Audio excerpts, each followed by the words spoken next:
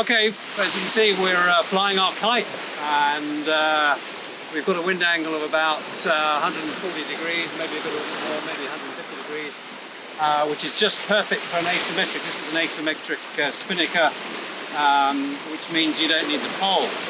And Danny and I have hoisted this between us. We've got about probably no more than 10 knots of apparent wind, which is just perfect.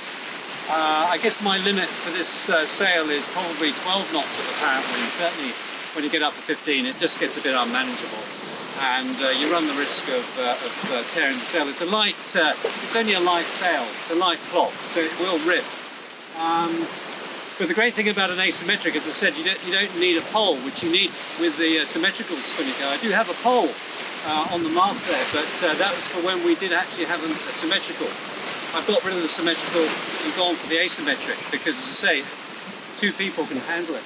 And as with any sail, it's got 3 corners and 3 edges. So the tack is held down by the bowsprit. And you can release the tack. There's a line that runs back to the cockpit, so you can release a little bit of tension on the tack if you need to.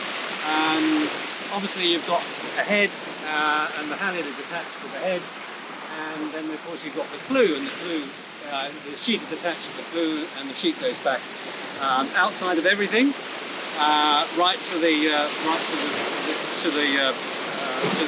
starboard quarter.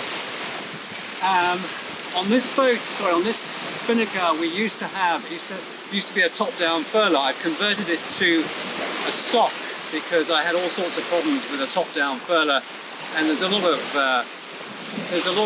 talk on various forums about how difficult they can be. So I've now converted to a sock, which when we want to drop this kite, what will happen is we'll release the sheet to take all the pressure out of it, and this continuous line here will go up to this so-called toilet seat, which will bring that down, bring the sock down over the seat. And as you can see, she's just flying beautifully. She's a beautiful sail. She's 200 square meters. The mainsail is 75 square meters. The genoa is 90 square meters.